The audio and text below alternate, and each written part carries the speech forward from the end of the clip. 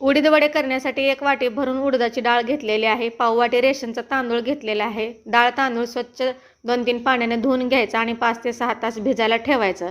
हे तांदूळ डाळ मी रात्री भिजत ठेवलेलं आहे. सकाळी तुम्ही बघू शकता किती छान असं डाळ आपलं भिजलेली आहे.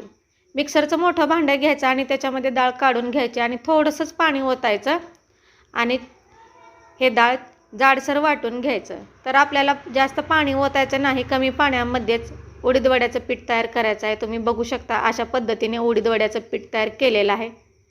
पिठामध्ये टाकायचं आहे अर्धा चमचा जिरे, पाव चमचा ओवा, चवीनुसार मीठ टाकायचं आहे. हिरवी मिरचीचे काप थोडेसे टाकायचे आहे ते आणि 4 ते 5 मिनिट अशा पद्धतीने पीठ आपल्याला मिक्स करून घ्यायचं आहे.